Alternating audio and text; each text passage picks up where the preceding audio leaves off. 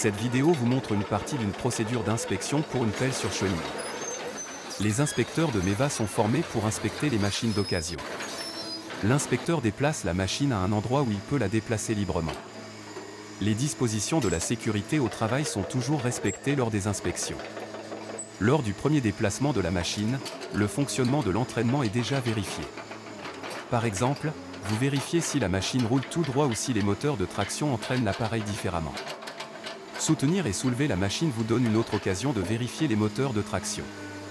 Vous pouvez également entendre s'il y a un bruit anormal provenant des pistes et des composants d'entraînement. L'inspecteur laisse les chaînes passer complètement pour déterminer s'il y a des maillons de chaîne fixes ou des plaques de plancher desserrées. Ensuite, en déplaçant la machine, le technicien vérifie s'il y a du jeu dans les accessoires de travail tels que le godet, le bras ou la flèche. Le technicien évalue les correspondances trouvées dans les boulons et les douilles. Une évaluation est faite pour déterminer si les composants doivent être réparés immédiatement ou peuvent continuer à être utilisés. Lorsqu'il pousse la machine vers l'extérieur, c'est-à-dire qu'il la soulève du sol, il détermine si l'hydraulique est suffisamment puissante et si les vérins présentent des fuites internes.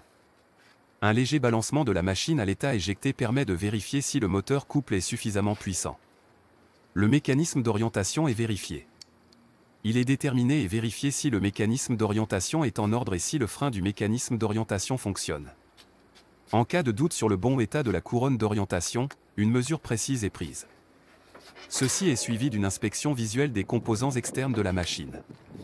Les carénages des vérins hydrauliques, les composants d'entraînement et le cadre sont examinés de près. Le technicien vérifie s'il y a des fissures ou des ressoudages ou autres réparations et s'ils correspondent à l'état de la technique. Le godet, le bras et la flèche sont inspectés visuellement.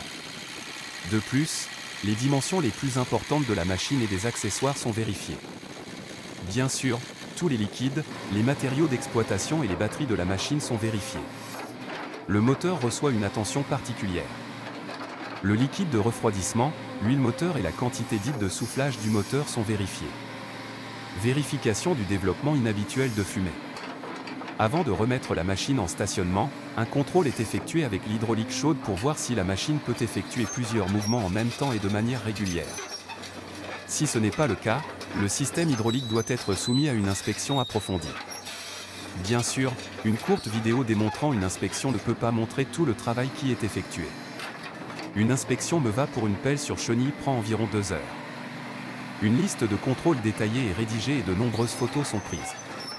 À l'aide du rapport d'inspection, des photos et d'une vidéo, le client peut décider de chez lui s'il est judicieux d'acheter cette machine.